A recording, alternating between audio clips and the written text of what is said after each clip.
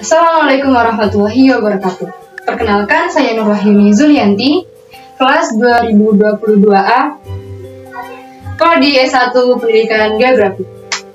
Izinkan saya untuk menyampaikan narasi tentang pentingnya bahasa Indonesia bagi bangsa kita. Sumpah Pemuda. Kami, putra dan putri Indonesia, mengaku bertumpah darah yang satu, tanah Indonesia. Kami, putra dan putri Indonesia, mengaku berbangsa yang satu, bangsa Indonesia.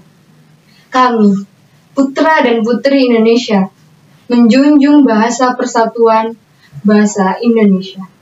28 Oktober 1928. Pemuda-pemudi Indonesia dari berbagai suku, agama, budaya, maupun organisasi mengikrarkan diri menjadi satu kesatuan.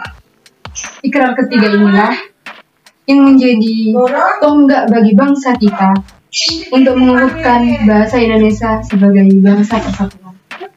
Apabila kita ingin membicarakan tentang sejarah bahasa Indonesia, pastinya kita juga akan membicarakan bahasa Melayu sebagai sumber bahasa Indonesia. Badan Pengembangan dan Pembinaan Bahasa, Kementerian Pendidikan, Kebudayaan, Riset dan Teknologi dalam laman resminya telah mencantumkan bahwa bahasa Melayu telah berada di kawasan Asia dan khususnya Asia Tenggara sejak abad ke-7. Pernyataan ini juga didukung oleh adanya beberapa prasasti seperti Prasasti Talangkuo di Palembang, bahkan Prasasti Karanggrahi di Jambi. Keberadaan prasasti-prasasti ini telah ada sejak tahun 680-an.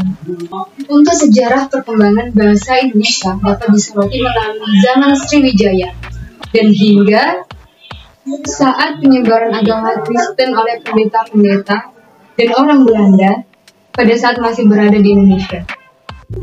Pada zaman kerajaan Sriwijaya, bahasa Melayu mempunyai beberapa fungsi.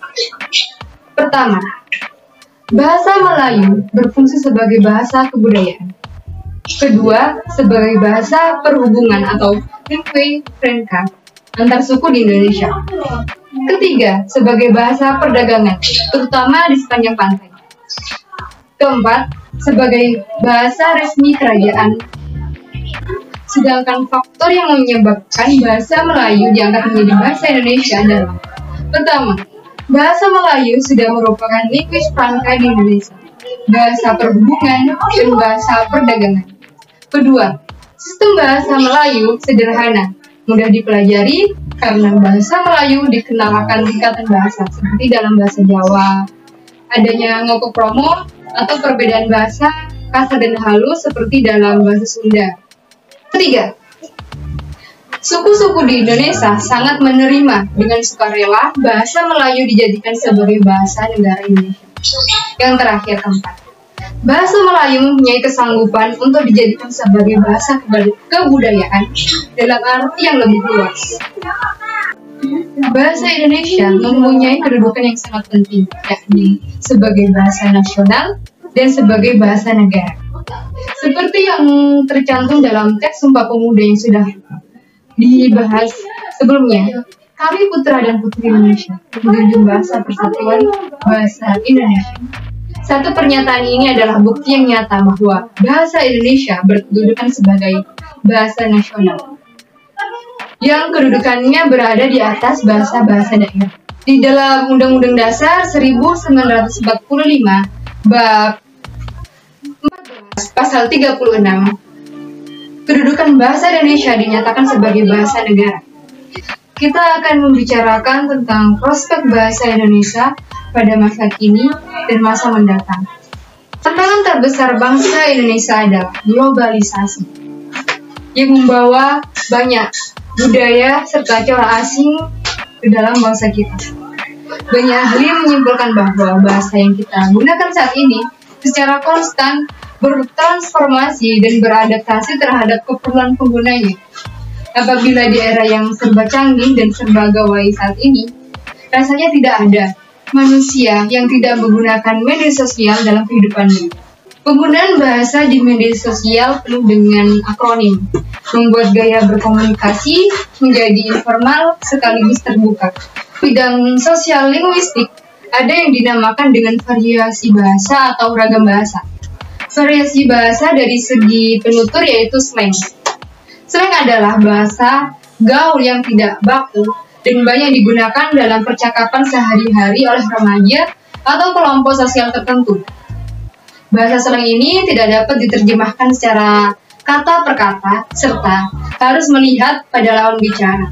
Karena bahasa slang terkesan kasar, misalnya saja kepo, yang sering dibahas belakangan ini, misalnya anjay atau yang lainnya.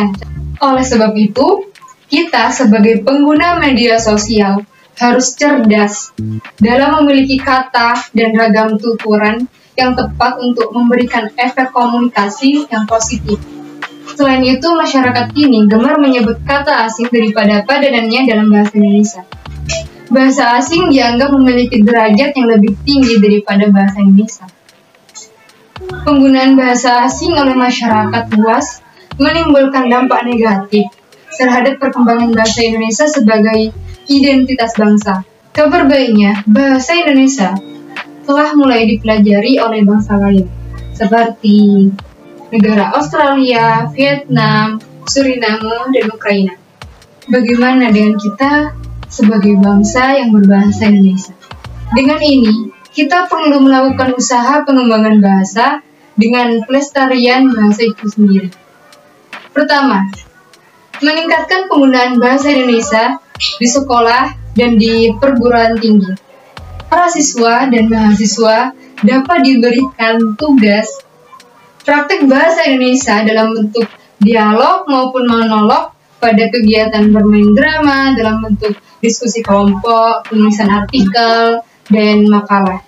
Dan juga dalam bentuk penulisan sastra seperti cerita pendek, puisi. Praktik-praktik berbahasa Indonesia seperti itu dapat meningkatkan kreativitas berbahasa Indonesia dan juga dapat membiasakan siswa maupun mahasiswa untuk menggunakan bahasa Indonesia secara baik dan benar.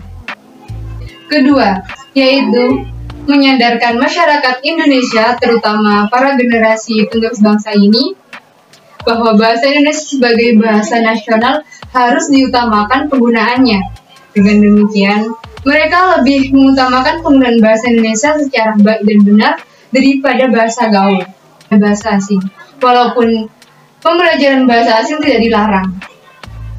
Penyadaran ini dapat dilakukan oleh orang tua di rumah kepada anak-anak mereka, dapat pula dilakukan oleh para guru kepada siswa mereka.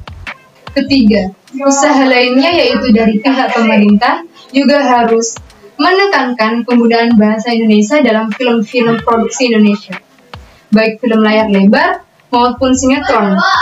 Penggunaan bahasa Indonesia secara benar dari aktor dan aktris idola dapat memberikan contoh pada kita sebagai masyarakat untuk menggunakan bahasa Indonesia secara baik dan benar. Bahasa Indonesia sebagai bahasa persatuan, identitas bangsa, dan kebanggaan kita pada masa-masa mendatang diharapkan lebih menampakkan perannya dalam kehidupan modern. Sebab bahasa Indonesia tidak hanya sekedar sebagai alat komunikasi dalam masyarakat yang memiliki latar belakang berbeda, baik bahasa maupun budaya, tetapi juga merupakan bentuk sikap budaya bangsa Indonesia. Saya pemudi Indonesia, saya bangga berbahasa Indonesia. Wassalamualaikum warahmatullahi wabarakatuh.